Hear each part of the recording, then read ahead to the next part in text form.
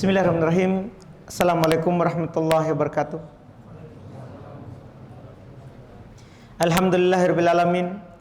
Wassalatu wassalamu ala Rasulillah wa ala alihi wa ashabihi wa man tabi'ahum bi ihsan ila yaumiddin, amma ba'd.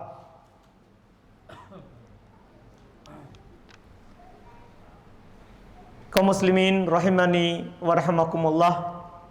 Alhamdulillah, kembali di malam hari ini kita lanjutkan kajian kitab Bulughul Maram karya Al-Imam Al-Hafidh Ibn Hajar rahimahullahu ta'ala. Di malam hari ini kita masih di pembahasan jenazah, yaitu di hadits yang kita akan baca insyaallah nomor 572.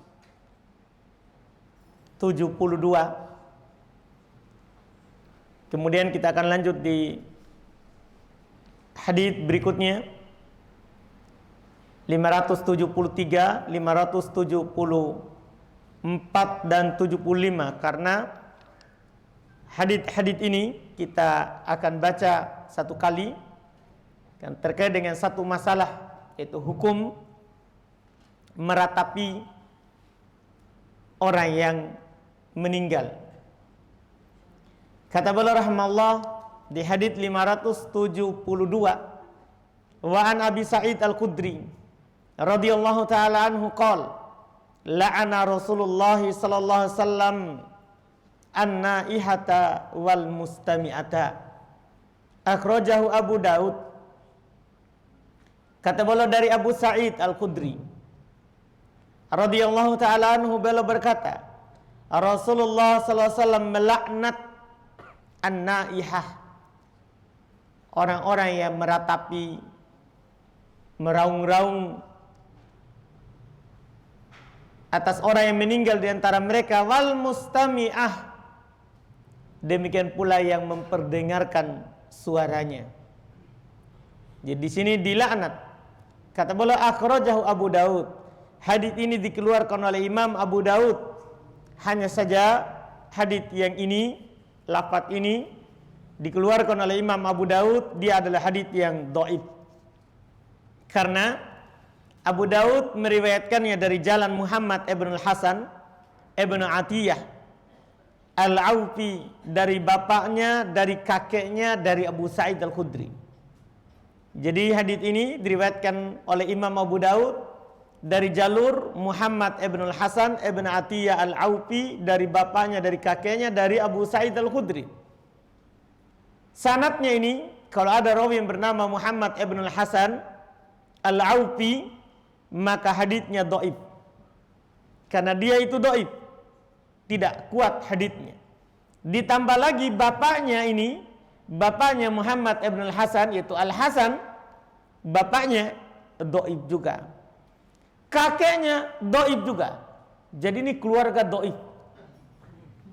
Ya, mulai dari kakeknya, ayahnya, dia sendiri juga tidak kuat haditsnya. Tidak kuat haditsnya. Oleh karena itu, hadits ini adalah hadits yang dhaif. Ditambah lagi kakeknya sendiri, yaitu kakeknya Muhammad ibn al-Hasan ibn Atiyah, yaitu Atiyah Al-Aufi. Kakeknya ini rawi yang mudallis. Dia kalau meriwayatkan dari Abu Sa'id Al-Khudri, maka haditsnya tadlis. Terdapat penyamaran terhadap sanadnya. Apakah dengar atau tidak dari Abu Sa'id Al-Khudri. Jadi sudah 3 orang rawinya dhaif, kakek, anak, dan cucunya. Ditambah lagi kakeknya ini adalah rawi yang mudallis. Rawi yang mudallis, artinya kalau mudallis itu terdapat keterputusan dalam sanadnya, maka ini lengkap untuk menunjukkan bahwa hadits ini dhaif. Jadi kita tidak pakai hadits ini. Akan haramnya meratapi orang yang meninggal. Kita lewati.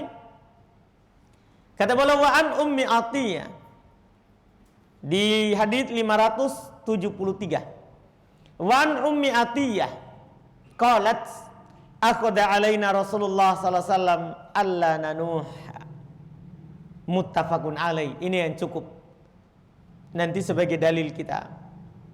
Demikian pula hadits yang berikutnya.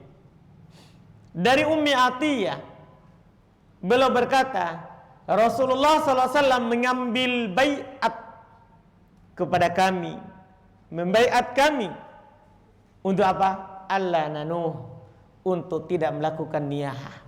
Karena rata-rata itu perempuan yang meratapi mayat, karena mereka kurang agama, kurang akal.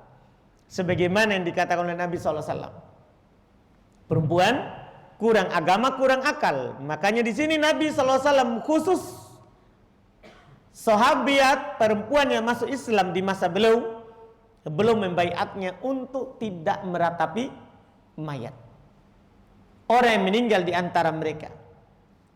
Ini menunjukkan pentingnya perkara ini dan bahayanya perkara meratapi mayat ini, sampai Nabi mengambil baiat, sumpah setia untuk tidak melakukan niyahah.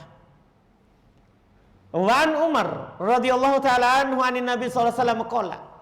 Dari Umar radhiyallahu taala anhu dari Nabi sallallahu alaihi wasallam beliau berkata, lebih keras lagi daripada tadi, al mayyitu yu'adzabu fi qabri bima niha alaih, muttafaqun alaih. Ini juga hadis riwayat Bukhari Muslim. Dari Umar bahwasanya Nabi sallallahu alaihi wasallam bersabda, mayat orang yang telah meninggal itu yu'adzabu fi qabri, disiksa di kuburannya, bimaniha alaih, karena ratapan keluarganya atasnya. Jadi mayat di dalam kuburan yang disiksa gara-gara keluarganya meratapinya, gara-gara keluarganya meratapi kepergiannya. Walahu manahwuhu anil Mughirah bin Syu'bah. Juga dalam riwayat Bukhari Muslim semisal dengannya dari hadits Al-Mughirah ibn Syu'bah. Ini 3 hadits terakhir ini dari Ummu Atiyah, dari Umar, dari Al-Mughirah bin Syu'bah. Yang pertama tadi dari Abu Sa'id Al-Khudri kita tidak pakai karena dhaif. Tapi 3 hadits ini menjelaskan kepada kita hukum niyahah, hukum meratapi orang yang meninggal di antara kita. Hukumnya adalah haram, bahkan dia termasuk dari dosa-dosa besar. Hukum meratapi, mengangkat suara, memukul-mukul pipi, memukul-mukul dada, merobek pakaian, ngacak-ngacak rambut ketika ada yang meninggal, itu diharamkan, bahkan termasuk dosa besar. Apa dalilnya? Pertama, hadits yang ada di hadapan kita, Nabi mengambil sumpah setia kepada sahabat untuk tidak melakukan niyahah. Berarti ini larangan untuk tidak melakukan apa? Niyah. Namanya larangan itu haram. Bahkan orang yang melakukannya, kalau dia meninggal di atasnya, itu bahaya. Dia akan bangkit di hari kiamat nanti dalam keadaan pakaian yang sangat buruk. Dalam hadits riwayat Imam Muslim dari Abu Malik Al-Asy'ari radhiyallahu taala anhu, kata Nabi sallallahu alaihi wasallam, an-naihatu, perempuan yang melakukan niyahah, perempuan yang melakukan niyahah meratapi orang meninggal di antara mereka, idalam tatub qabla mautiha, kalau dia tidak bertobat sebelum dia meninggal, jadi dia pernah meratapi mayat, kemudian dia tidak bertobat sebelum dia meninggal, tuqamu yaumal qiyamah wa alaihi sirbal min qatiran wa dir'un min jarob, maka akan dibangkitkan di hari kiamat dalam keadaan dia pakai sirbal min qatiran, dia pakai pakaian dalam yang dari pusar ke bawah itu dari qatiran, dari ter yang mendidih. Gimana tersiksanya itu, bangkitnya di hari kiamat. Wadirun min jarobin, pakaian atasnya yang dia pakai di sini, di bagian atasnya itu dari jarob, dari nanah, Tentunya ini adalah siksaan baginya di padang mahsyar, dibangkitkan seperti itu. Ini menunjukkan dosa besar. Karena orang yang dibangkitkan dalam keadaan seperti itu adalah orang-orang yang melakukan dosa besar. Seperti pemakan riba, dibangkitkan dalam keadaan dia seperti orang yang kerasukan jin. Ya kan, ini kan siksaan baginya. Ini masih di padang mahsyar, yang menunjukkan itu adalah dosa besar. Bahkan saking besarnya dosa ini, Nabi SAW menamakannya itu adalah kekafiran. Itu adalah kekafiran. Dalam hadits Abu Hurairah yang diriwayatkan oleh Imam Muslim rahimahullah, Nabi SAW bersabda, "Itnatan fin nasi huma bihim kufrun." Ada dua perkara yang ada di tengah manusia, terjadi di antara mereka, yang mana keduanya itu adalah kekafiran. Kekafiran. Apa itu dua itu? Kata Nabi, at-ta'nu fin nasab wan niyaha 'alal mayyit. Mencela nasab, dan meratapi orang yang meninggal. Dua. Nabi bilang kufrun. Walaupun kekafirannya bisa dua, bisa kafir duna kufrin, kafir tapi tidak keluar dari Islam, bisa juga kafir keluar dari Islam. Karena kafir itu ada dua. Ada perbuatan kekafiran, kalau orang melakukannya bisa kafir keluar dari agama. Ada juga kafir dibilang kafir tapi belum keluar dari agama. Jadi ini niyah ini, orang yang meratapi mayat bisa keluar dari agama. Kalau dia ratapi, dia tidak ridho dan tidak setuju dengan ketentuan Allah yang telah mengambil keluarganya. Tidak percaya terhadap apa takdir Allah, mengatakan Allah zalim, kenapa ini orang baik diambil. Dia tidak pikir kalau Nabi orang paling baik, orang paling bertakwa, diambil juga oleh Allah. Dia tidak pikir. Jadi dia begitu, tidak ridho terhadap ketentuan Allah. Dia menganggap bahkan mengatakan Allah zalim terhadapnya karena telah mengambil orang yang tersayang, yang dia cintai. Ini kekafiran, kan dia mengingkari takdir. Bisa keluar dari agama. Kalau tidak seperti itu, tidak sampai mengingkari, cuman dia meratapi. Nah, ini kafir tapi tidak keluar dari Islam. Yang jelas itu adalah dosa besar. Ini kata Nabi sallallahu alaihi wasallam terkait dengan orang yang meratapi mayat. Kemudian apakah mayat itu mutlak disiksa kalau keluarganya meratapinya? Nampak dari hadis Umar tadi bahwasanya Nabi SAW bersabda, al-mayyit yu'adzabu fi qabrihi bimaniha alaih. Mayat, orang yang meninggal itu disiksa, diadab di dalam kuburannya karena ratapan keluarganya. Nampak dari hadis itu seakan-akan mutlak disiksa. Cuma dijelaskan oleh mayoritas ulama karena ada ayat. Ada ayat yang mengatakan, ya, dalam firman-Nya, yaitu Allah berfirman di surah Al-An'am ayat 164, wala taziru waziratun wizra ukhra. Iya, seorang itu tidak menanggung dosa orang lain. Sementara di hadis tadi bahwa dia akan disiksa karena apa? Ratapan keluarganya. Di ayat bilang tidak ada yang menanggung dosa orang lain. Maka dikompromikan oleh mayoritas ulama rahimahumullah. Disiksa kalau dia wasiatkan. Dia wasiatkan kepada keluarganya, kalau saya meninggal ratapi saya. Nangis keras-keras, pukul pipimu, robek bajumu, nampakkan kesedihanmu. Ini disiksa. Ini kompromi antara ayat dan hadis tadi. Jadi disiksa kalau dia berwasiat. Atau dia tahu keluarganya akan meratapinya karena itu kebiasaan dari keluarganya, tapi dia tidak wasiat bahwa kalau saya meninggal jangan ratapi seperti yang lain. Dia sudah tahu, tapi dia tidak wasiatkan untuk tidak dilakukan. Ini juga bisa disiksa. Atau dia wasiatkan, ya, dia wasiatkan untuk meratapinya, ini juga disiksa. Tapi kalau tidak, tidak ada wasiat ya untuk meratapinya, atau dia sudah berwasiat supaya tidak diratapi kalau dia meninggal, maka dia tentunya tidak disiksa. Ini yang dikatakan oleh mayoritas ulama rahimahumullahu ta'ala. Dari hadits ini juga disebutkan oleh para ulama rahimahumullah bahwa ketika seorang itu datang sakaratul maut kepadanya dan dia lihat keluarganya biasa meratapi orang yang meninggal, dia berwasiat supaya jangan diratapi kalau saya meninggal. Kalau saya meninggal, karena masalahnya bisa diadab, disiksa karena ratapannya. Karena ratapannya. Ini Masya Allah terkait dengan hukum niyahah. Al-muhim, bagi orang yang meratapi mayat, tentunya dia dosa besar. Masalah kedua, apakah mayat disiksa atau tidak, maka tergantung keadaannya.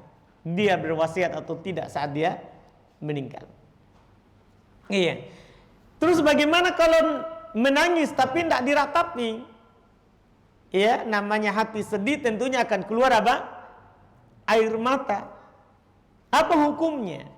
Apa hukumnya? Maka beliau bawakan hadis yang berikutnya. Itu hadis 576. Kata beliau, wa an Anasin radhiyallahu taala anhu qala syahidtu bintan lin Nabi sallallahu alaihi wasallam tudfan wa Rasulullah sallallahu alaihi wasallam jalisun indal qabr fara'aitu ainaihi tadma'an, rawahul Bukhari. Hadis ini yang beliau bawakan ini adalah hadis riwayat Imam Al-Bukhari. Kata beliau dari Anas radhiyallahu taala anhu, beliau berkata, saya menyaksikan putri Nabi sallallahu alaihi wasallam dikubur. Saya menyaksikan putri Nabi sallallahu alaihi wasallam meninggal, dikubur. Rasulullah sallallahu alaihi wasallam duduk di sisi kuburan. Maka saya melihat kedua mata Nabi sallallahu alaihi wasallam tadma'an. Kedua mata Nabi sallallahu alaihi wasallam itu mengalirkan air mata. Mengalirkan air mata. Hadis ini beliau bawakan untuk menjelaskan bagaimana kalau menangisnya tidak disertai dengan niyahah. Tidak ada dirobek-robek kantong, lengan, leher, tidak dipukul dada, tidak ada pukul pipi, ya, tidak ada dicakar-cakar mukanya, tidak ada niyahanya. Menangis biasa. Disebutkan oleh para ulama berdasarkan hadis yang kita baca tadi, bahwa Nabi SAW ya, ketika putri belum meninggal keluar air mata beliau. Itu menunjukkan bahwa boleh menangis kalau menangisnya biasa, karena sedih itu hal yang dibolehkan. Hal yang dibolehkan. Bahkan pernah juga terjadi kepada Nabi SAW. Ini yang kasus pertama. Ada juga di masalah dan di tempat lain Nabi juga meninggal. Nabi juga menangis saat meninggal anak beliau Ibrahim. Sama, juga belum menangis. Dan waktu itu ditanya oleh Umar, apa ini wahai Rasulullah? Maksudnya kenapa Anda menangis? Ya, ini kan ketakdir Allah. Ini ketentuan Allah Subhanahu wa taala. Maka beliau berkata, ya tadma'ul ain wa yahzan al-qalb wa la naqulu illa ma yurdi rabbana wa inna bi firakika ya Ibrahim lamahzunun. Ini hadis riwayat Bukhari Muslim. Saat meninggal anak putra beliau Ibrahim, beliau katakan tadma'ul ain, ya mata mengeluarkan air mata, wa yahzan al-qalb, hati sedih. Tapi kita tidak boleh berucap kecuali apa yang diridhoi oleh Allah. Itu kita katakan inna lillahi wa inna ilaihi roji'un. Artinya menangis, hati bersedih, tapi kita tetap katakan semuanya milik Allah dan hanya pada Allah akan kembali. wa inna bi firaqika ya Ibrahim lamahzunun. Belum bilang, sungguh kami dengan berpisah denganmu wahai Ibrahim sangatlah bersedih. Jadi belum bersedih, belum menangis, ya, dan belum menyatakan bahwa betul-betul beliau bersedih dengan meninggalnya putra beliau, tapi tetap beliau bilang, ya, kita tidak boleh berucap kecuali apa yang diridhoi oleh Allah Subhanahu wa taala. Oleh Allah Subhanahu wa taala. Iya.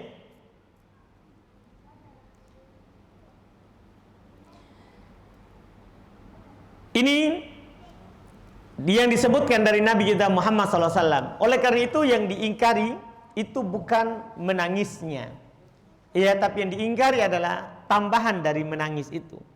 Ia menunjukkan keluh kesah terhadap apa? Takdir dan ketentuan Allah Subhanahu wa taala. Ini ia hukum terkait dengan hal tersebut. Jadi meratapi haram, orang yang meratapi itu melakukan dosa besar. Tapi kalau dia menangis karena sedih keluar air matanya, itu hal yang boleh, hal yang wajar. Nabi SAW saja belum menangis dan mengeluarkan air mata saat anak beliau meninggal. Ada putri beliau, ada putra dari Nabi kita Muhammad SAW. Kemudian terakhir, hadis terakhir yang kita ambil di malam hari ini, atau kita selesaikan saja karena tinggal yang mudah, tinggal hadis penutup, iya, supaya di pekan depan sudah bisa kita masuk di Kitabuz Zakah, iya, karena tinggal penutup saja. Kata beliau rahimahullah di hadis berikutnya, wa an Jabir radhiyallahu taala anhu anin nabi sallallahu alaihi wasallam qala la tarfinu mautakum bil lail illa antarru. Akhrajahu Ibnu Majah wa asluhu fi Muslimin lakin qala zajara ayyuqbar rajul bil lail hatta yusalla alaihi. Kata beliau dari Jabir radhiyallahu taala anhu bahasanya Nabi sallallahu alaihi wasallam bersabda, jangan menguburkan orang meninggal dari kalian saat di malam hari kecuali darurat. Jangan menguburkan orang yang meninggal dari kalian di malam hari kecuali darurat. Dikeluarkan oleh Ibnu Majah, asalnya dalam Imam Muslim, tapi dikatakan belum larang seorang dikubur di malam hari. Yang belum larang adalah kalau tidak disolati. Jadi tidak boleh dikubur di malam hari sampai disolati. Artinya dari sini dipegang oleh para ulama dalam hal ini adalah mayoritas, seperti yang dikatakan oleh Imam An-Nawawi dalam madhab Syafi'iyah. Beliau berkata dalam syarah Sahih Muslim, wa qala jamahir al ulama minas salaf wal khalaf la yukrahu. Berkata mayoritas ulama dari kalangan dahulu dan sekarang itu tidak dibenci kubur di malam hari. Yang belum ingatkan tadi itu tidak boleh kalau sampai tidak disolati. Gara-gara mau dikuburkan dengan cepat, akhirnya langsung dikubur tanpa disolati. Itu dilarang. Itu dilarang. Makanya mayoritas bilang tidak makruh, boleh. Dan wastadallu, dan beliau bilang wastadallu bi anna Abu Bakar As-Siddiq wa jama'atan minas salaf dufinu lailan min ghairi inkar. Mayoritas ulama berdalil akan bolehnya Abu Bakar radhiyallahu taala saat belum meninggal itu dikubur di malam hari. Khalifah kaum muslimin Abu Bakar, beliau saat meninggal dikubur di malam hari. Demikian pula banyak dari orang terdahulu tanpa ada yang mengingkarinya. Makanya ini tadi komprominya hadis tadi, Nabi melarang maksudnya tanpa disolati. Ini terkait dengan kubur di malam hari.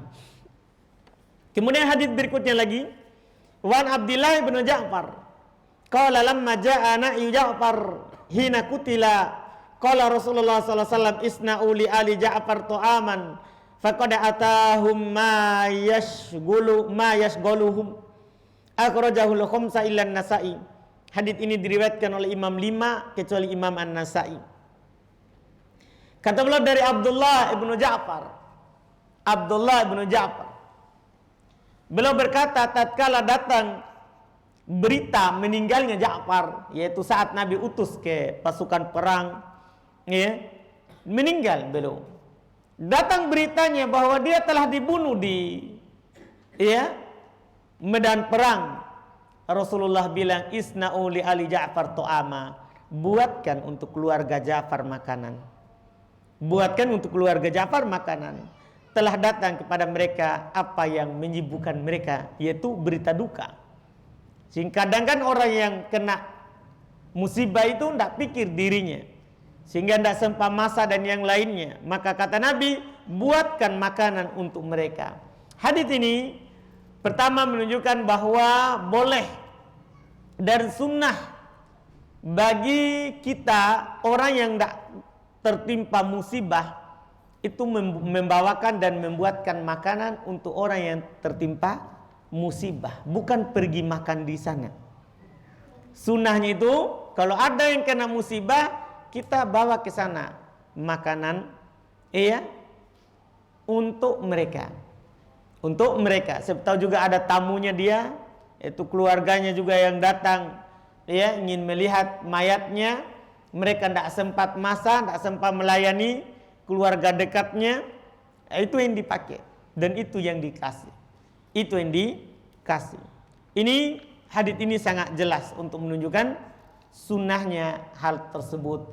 Adapun berkumpul di rumah si mayat untuk makan, bukan membawakan makanan, maka ini disebutkan oleh para ulama termasuk perkara bid'ah, makruhah, mungkaroh. Bid'ah yang makruh, dibenci, mungkar dalam madhab apapun, Syafi'iyah dan selainnya. Ya, karena memang tidak ada dalil bahwasannya boleh berkumpul di rumah mayat, di rumah duka untuk makan-makan. Tidak ada sama sekali dalil sama sekali dari Nabi dan para sahabat. Nabi meninggal, putri beliau, putra beliau. Demikian pula para sahabat meninggal juga di masa Nabi, tapi tidak ada Nabi SAW berkumpul di rumahnya. Tidak ada Nabi SAW berkumpul di rumahnya. Oleh karena itu, para ulama madhab menjelaskan bahwa itu termasuk perkara yang dibenci dalam syariat Islam dan masuk dalam perkara bid'ah. Bahkan yang mengatakan bid'ahnya ini bukan masalah kita sekarang ini, sudah dari masa sahabat. Bahkan berkumpul di rumah mayat, di rumah duka untuk acara makan-makan, itu dianggap niyahah, meratapi mayat. Apa dalilnya? Yaitu hadis dikeluarkan oleh Imam Ibnu Majah dari Jarir bin Abdullah radhiyallahu taala anhu, beliau berkata, kunna nara al-ijtima' ila ahlil mayyit wa san'atit tu'am minan niyahah.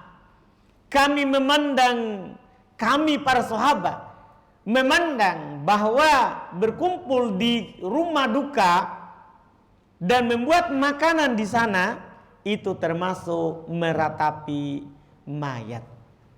Itu termasuk meratapi mayat. Iya, walaupun hadis ini dibicarakan dalam sanadnya, yang jelas ada hadis yang lebih sahih dari ini, itu tidak pernah dilakukan oleh Nabi SAW dan para sahabat, dan itu kalau seperti itu modelnya termasuk bid'ah, tertolak, tidak bernilai pahala sama sekali. Karena Nabi SAW bersabda dalam hadits Aisyah radhiyallahu taala anha, man ahdatsa fi amrina hadza ma laisa minhu fa raddun. Siapa yang mengada-ngada melakukan perkara baru dalam urusan kami ini, yaitu dalam agama maksudnya, bukan urusan dunia. Dalam urusan kami maksudnya dalam agama, maka dia ditolak. Maka dia ditolak. Artinya percuma, tidak ada nilai pahalanya, tidak ada nilai pahalanya di sisi Allah Subhanahu wa taala. Kemudian beliau tutup dengan pembahasan hadis tentang ziarah dan doa ziarah kubur. Kata beliau, wa an Sulaiman ibn Buraidah an abihi radhiyallahu taala anhuma qala kana Rasulullah sallallahu alaihi wasallam yu'allimuhum idza kharaju ilal maqabir ayyakul assalamu ala ahli diyar minal mu'minina wal muslimin wa inna insyaallahu ta'ala bikum lalahikun As'alullah lana wa lakumul afiyah. Rawahu Muslim. Ini hadis riwayat Muslim tentang doa ziarah kubur. Doa ketika ziarah kubur.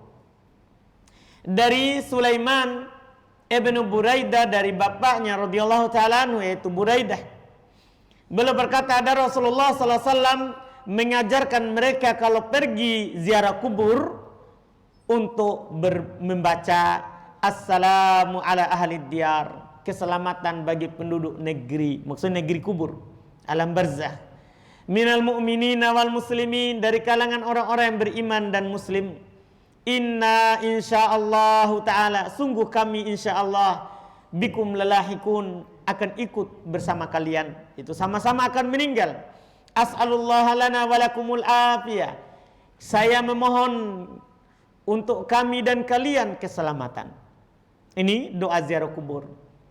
Assalamu ala ahli diyar minal mu'minina wal muslimina wa inna insyaallah ta'ala bikum lalahikun. As'alullah lana walakumul afiyah. Ketika kita pergi ke sana, kita baca. Demikian pula hadis berikutnya, wa an ibni Abbas radhiyallahu taala anhu maqal, dari Ibnu Abbas radhiyallahu taala anhu beliau berkata, mar Rasulullah sallallahu alaihi wasallam di kuburil Madinah, Rasulullah sallallahu alaihi wasallam pernah lewat di kuburan Madinah. Fa aqbala alaihim biwajhihi faqal, maka waktu beliau lewat, beliau menghadap ke arah kuburan dan berkata, jadi bukan duduk di atas kuburan, tapi saat beliau lewat, beliau menghadap ke arah kuburan dan beliau berkata, assalamualaikum ya ahlal kubur. Ini sunnah. Ini kalau tadi kita pergi ziarah kubur. Kalau yang sekarang, kalau kita lewat daerah kubur, sunnah juga. Walaupun kita tidak mau ziarah masuk di kuburan, tapi kalau kita melewatinya, ini sunnah juga membacakan apa? Doa ini. Assalamualaikum ya ahlal kubur. Keselamatan atas kalian wahai penduduk kubur. Yaghfirullah lana walakum. Semoga Allah mengampuni kami dan kalian. Antum salafuna wa nahnu bil athari. Kalian adalah pendahulu ke kami dan kami akan ikut di belakang. Kami akan ikut di belakang. Ini beliau sampaikan untuk dua sisi. Pertama, kalau kita pergi ziarah kubur, maka doa pertama tadi itu sunnah dibaca. Yang kedua, kalau kita lewat di kuburan, maksudnya lewat daerah yang ada kuburannya, maka sunnah kita melihat kubur ke arah kuburan dan kita membaca assalamualaikum ya ahlal kubur. Yaghfirullahu lana walakum antum salafuna wa nahnu bil athari. Ya, keselamatan atas kalian wahai penghuni kubur. Semoga Allah mengampuni kalian dan kami, mengampuni kami dan kalian. Kalian adalah pendahulu kami dan kami adalah akan ikut di belakangnya. Ini kata beliau rawahu Tirmidzi, diriwayatkan oleh Imam At-Tirmidzi wa qala hasan, dan beliau berkata ini adalah hadis yang hasan. Setelah itu, kalau kita pergi ziarah kubur, kita disunahkan berdoa seperti itu. Tidak boleh pergi ke sana untuk mencelanya. Tidak boleh. Sejahat apapun orang yang sudah meninggal itu, pernah menzalimi kita atau apapun dia lakukan di dunia ini, tidak boleh kita mencelanya. Kita tetap harus mendoakannya. Iya. Kenapa tidak boleh? Karena beliau sampaikan hadis berikutnya. Wa an Aisyah radhiyallahu taala anha qalat, dari Aisyah radhiyallahu taala anha beliau berkata, qala Rasulullah sallallahu alaihi wasallam, Rasulullah sallallahu alaihi wasallam bersabda, la tasubbul amwata, jangan kalian mencela orang-orang yang telah meninggal. Jadi kita doakan, kita tidak mencelanya. Fa innahum qad afdau ila ma qaddamu, karena sungguh mereka telah afdau ila ma qaddamu, telah mendapatkan apa yang mereka lakukan sebelumnya di dalam kehidupan dunia. Tidak boleh mencelanya. Wa rawahu Tirmidzi, ini rawahu Bukhari, ini riwayat Imam Al-Bukhari. Wa rawahu Tirmidzi anil Mughirah wa nahwahu, diriwayatkan juga oleh Imam Tirmidzi dari Al-Mughirah semisal dengannya. Lakin qol, akan tetapi ada tambahannya. Fatu'dul ahya, ya, fatu'dul ahya, maka kalian dengan itu akan menyakiti yang hidup.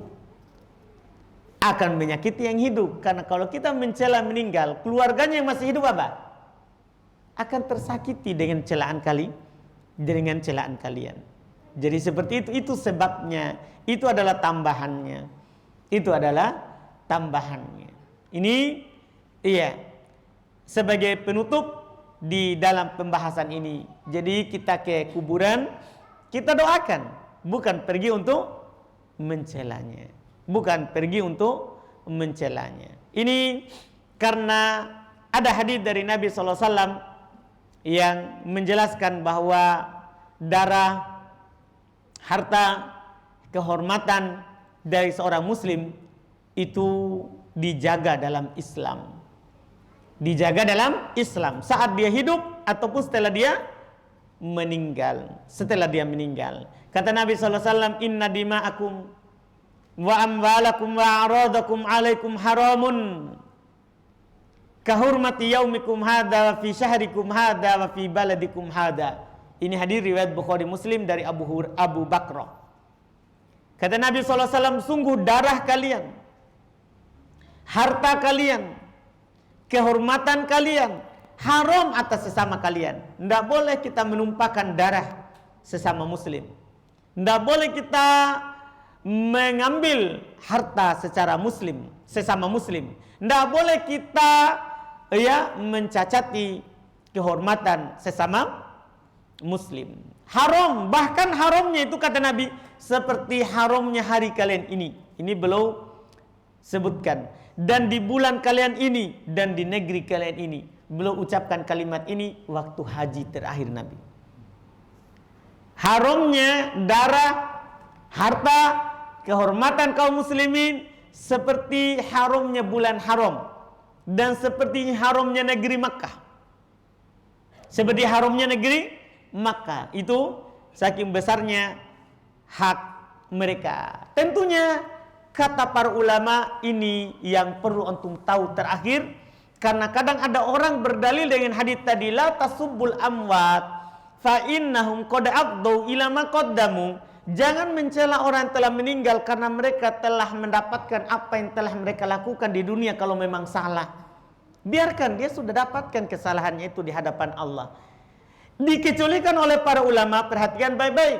Kata mereka, wa yusatna min dalika jarhul majruhin minar ruwah wa ahlul bidah wal ahwa wa ghairihim nasihatan lil ummah. Perhatikan, banyak orang tidak sadar dan tidak paham. Dikecualikan adalah menjelaskan kelemahan dan kesalahan dari rawi hadis. Kita katakan ini rawi dhaif, nah sudah meninggal berapa tahun lalu, kasihan. Sudah ratusan tahun kamu masih bicarakan terus dhaifnya. Kamu masih bilang saya uleh hebat, jelek hafalannya, bercampur hafalannya. Itu dimaafkan. Itu boleh untuk menjelaskan kepada umat bahwa hadis kalau ada ini rawi jangan diterima. Untuk menjaga agama itu dibolehkan. Demikian pula kata beliau wa ahlul bidah. Kalau ada orang sesat meninggal kemudian kita sebutkan kesalahannya, tidak ada masalah. Itu dikecualikan dalam syariat kita. Jangan sampai ada yang mengatakan sudah meninggal. Tidak, kita sebutkan supaya orang tidak tertipu karena dianya sudah meninggal tapi pemikirannya masih gentayangan di mana-mana. Iya, inilah kita bilang kalau ada orang sesat meninggal jangan doakan kebaikan, jangan bilang innalillahi secara umum di media sosial umum. Kenapa? Karena orang akan menganggap dia benar. Jadi harus pikir panjang. Kalau antum doakan di sujud di mana, urusannya antum selama dia masih muslim. Tapi untuk menggambarkannya ini pemikirannya masih menyebar. Jangan sampai Pak Jenggo juga tahu, kuliah statusnya. Tidak boleh. Iya, bahkan para ulama mengatakan kalau ada orang sesat meninggal, kita berbahagia. Beristirahat lagi manusia darinya.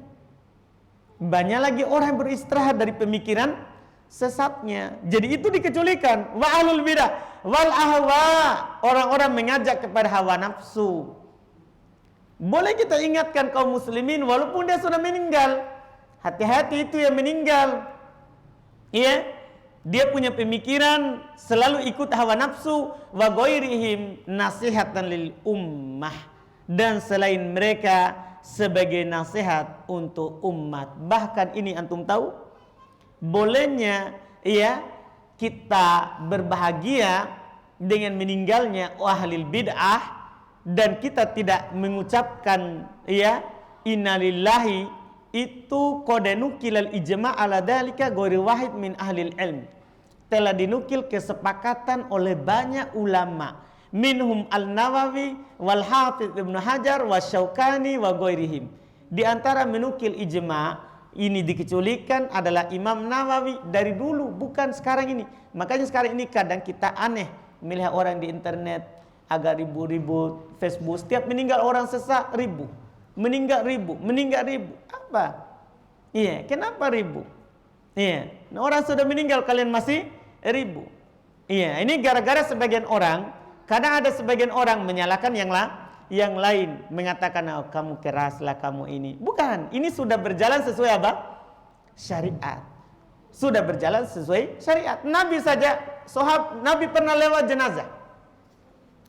Ini dalilnya, dan ini disepakati oleh para ulama, tidak ada perselisihan.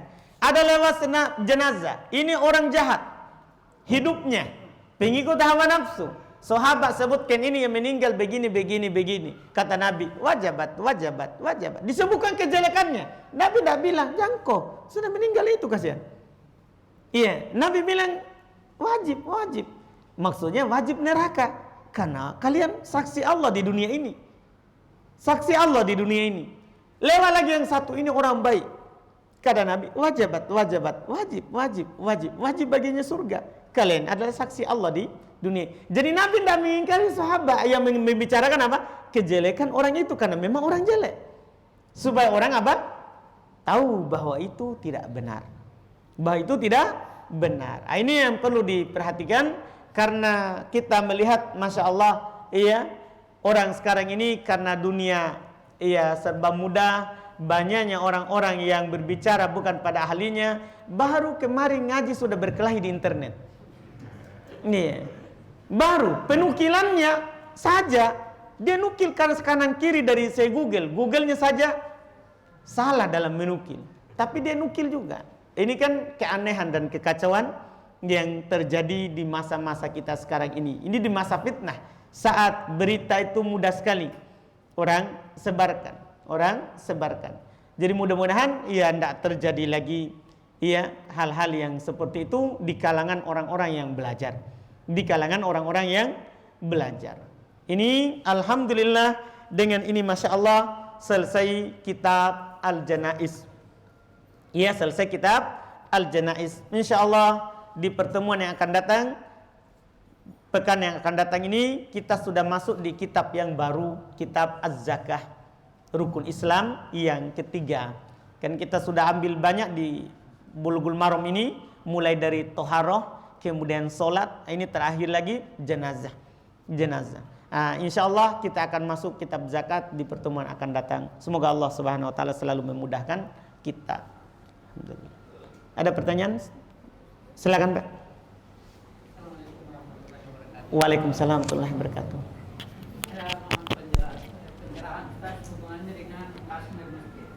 Saya selaku tasmir ini pernah saya dengar bahwa seorang tasmir masjid yang tidak menyediakan tempat kencing jongkok, itu katanya bagaimana hukumnya di dalam pandangan Islam?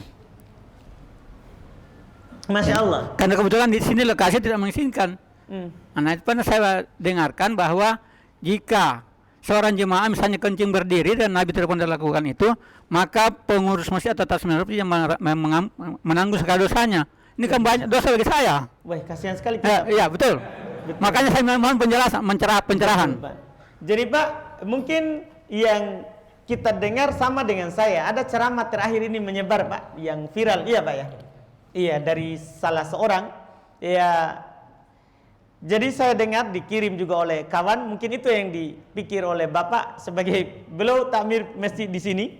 Masya Allah. Mungkin sudah kita duga bahwa banyak sekali, karena di masjid Indonesia ini itu kan banyak yang sediakan untuk kencing berdiri. Jadi saya baru dengar itu 2 pekan yang lalu juga. Masya Allah. Iya, keras karena dia bilang takmir masjid semuanya berdosa. Yang menanggung dosanya itu setiap orang kencing, jadi takmir masjid yang menanggung dosanya. Karena dia yang sediakan, bersedih semua takmir masjid. Apa harus dilakukan ini? Jadi pada saat saya dengar itu Pak, Masya Allah, saya langsung buka pembahasan. Sebenarnya kan kalau ada masalah begitu di Indonesia ini, yang paling pertama saya lihat dalam madhab Syafi'iyah. Dalam madhab Syafi'iyah. Jadi dalam madhab Syafi'iyah Pak dijelaskan oleh Al-Imam Nawawi dan selainnya hukum kencing berdiri. Karena yang saya dengar dari potongan ceramah itu, dia bilang dia tidak pernah dapatkan Nabi kencing berdiri kecuali sekali, itu pun darurat. Itu pun apa? Darurat. Ini penyebutannya. Penyebutannya Nabi tidak kencing dalam keadaan berdiri kecuali darurat. Yang pertama sekali yang muncul dalam ingatan saya, maksudnya dalam pikiran, kata darurat ini dari mana? Masalahnya Pak, dalam hadis riwayat Imam Muslim, demikian pula Imam Al-Bukhari dari hadis Hudzaifah, itu yang dia sebutkan, mungkin hadis itu.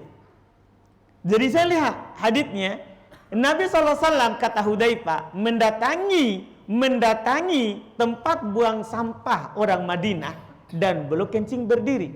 Ini kan Nabi mendatangi. Dari mana kata Nabi darurat? Darurat itu kalau mau sekali kencing baru tidak ada WC. Ini panda. Lapatnya itu Nabi sengaja mendatangi tempat sampah orang Madinah dan belum kencing berdiri. Jadi ini kan lapat hadisnya dulu dipahami.